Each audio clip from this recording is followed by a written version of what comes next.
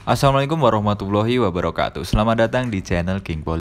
Pada kesempatan kali ini kita kedatangan Vespa Matic Primavera Dark Blue, yang dimana kondisi bodi ini sudah cukup buruk karena lecetnya ada banyak sekali. Dan suwir-suwirnya ini udah banyak banget tanpa perlu kita zoom. Dan interiornya pun udah cukup kotor ya. Jadi kita pengen bersihin biar jadi kinclong seperti ini. Dan semua bodinya jadi kinclong juga seperti ini. Jadi gimana prosesnya? Mari kita simak videonya.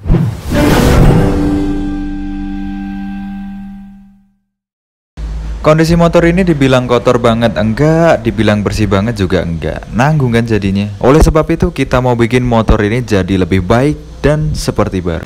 Alhamdulillahnya motor ini tidak banyak jamur bodi, jadi hanya debu-debu biasa dan kotoran yang menempel. Tetapi tetap saja jika salah perawatan justru akan menimbulkan suwir-suwir yang semakin banyak dan juga lecet ini bisa semakin melebar. Dan ada juga beberapa hal yang mungkin ini tidak bisa langsung hilang dengan cara dipoles. Nah, ini contohnya adalah goresan yang kasar, goresan yang sudah terlalu dalam seperti ini nggak mungkin langsung hilang dengan cara poles biasa. Jadi utamanya kita hanya akan menghilangkan suwir-suwir di bagian bodi seperti ini. Oke, kita masuk ke proses mencuci motor. Proses ini berguna untuk merontokkan semua kotoran, semua debu-debu yang ada pada bodi motor. Di sini menggunakan high water pressure atau air bertekanan tinggi agar noda bisa langsung tersingkirkan secara bersih dan maksimal. Selanjutnya kita masuk ke proses detailing ke crankcase dan juga interior yang lain. Nah, untuk bagian crankcase seperti ini kita pakai water spot cleaner biar jamur dan cranknya bisa langsung rontok. Untuk pembersihan jok bagian interior Vespa ini kita pakainya interior cleaner. Cara pakainya pun gampang banget, tinggal dispray dan diusap seperti ini, kotorannya langsung bisa lunak dan mudah dibersihkan. Sebagai pembuktiannya kalian lihat nih, ini aku pakai interior cleaner, disemprot aja seperti ini, dan solatifnya ini adalah pembatas antara yang sebelum dipakai dan sesudah dipakai. Oke, silahkan dinikmati dan tunggu hasilnya.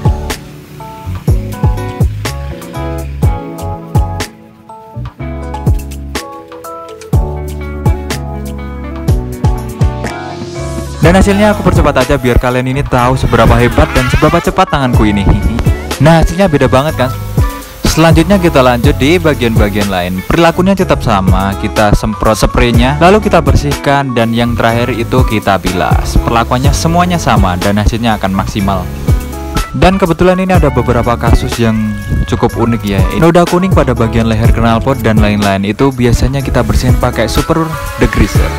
Tahap terakhir yaitu pembilasan, kita langsung pakai sampo aja biar residunya itu benar-benar hilang dan bersih dari bodi-bodi yang sudah kita bersihkan dengan cairan tadi. Dan jangan lupa pastikan sabunnya ini sudah terkena pada bagian bodi keseluruhan biar hasilnya benar-benar bersih dan maksimal. Jangan ada yang tersisa atau tidak terkena sabun, agar sabun dan sampo ini bisa langsung melarutkan residu yang tersisa.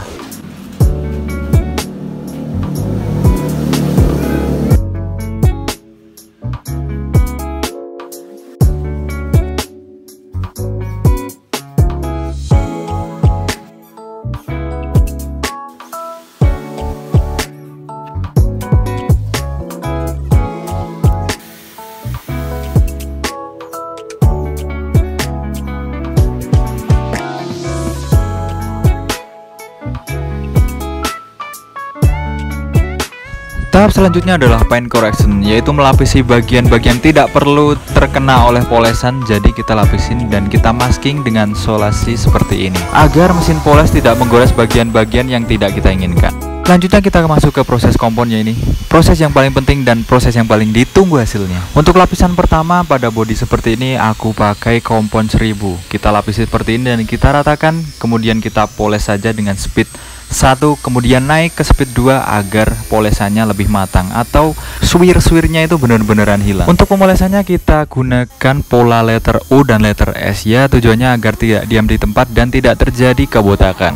Setelah itu kita koreksi lagi apakah hasilnya ini sudah maksimal atau belum. Dengan cara melihatnya gampang banget, kita hanya perlu lampu dan kita bedakan yang sebelum dan yang sesudah. Nah begini, gimana menurut kalian? Masih kurang? Boleh kita lanjut ke bagian yang lain. Jika dirasa masih kurang, kalian bisa gunakan kompon yang sama, yaitu kompon 1000. Kita oles lagi, tapi jangan terlalu lama-lama karena bisa terjadi kebotakan. Kemudian lakukan perilaku yang sama sampai pada hasil yang kita inginkan.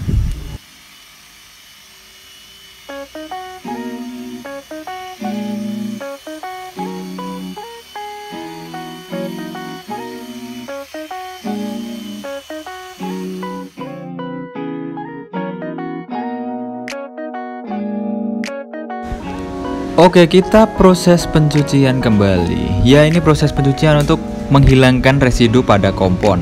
Biasanya kompon itu residunya agak tebel dan agak lengket atau gimana. Kalau dibiarin aja nanti malah justru bisa bikin kusam motor kalian. Makanya kita perlu bersihin pakai air bilasan seperti ini. Selanjutnya kita keringkan pakai drying towel yang serapannya ini cukup banyak. Kenapa dikeringkan? Ya intinya biar terhindar dari jamur bodi. Ya, ini proses IPA. Apa sih IPA? IPA adalah proses untuk melapisi atau membersihkan residu yang benar-benar sulit dibersihkan dengan air sabun biasa. Jadi kita perlu proses pipa.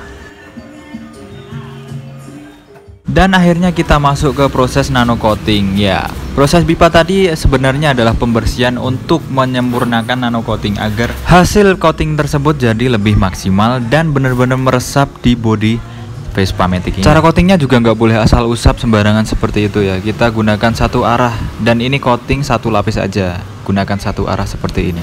Jika Anda menginginkan lapisan kedua, kalian harus menggunakan arah yang berbeda. Kenapa? Agar hasilnya lebih maksimal. Ya, ibaratnya seperti dinding kristal dengan lapisan yang beda arah, maka hasilnya akan lebih kokoh dan lebih kuat. Ya, gambarannya seperti itu.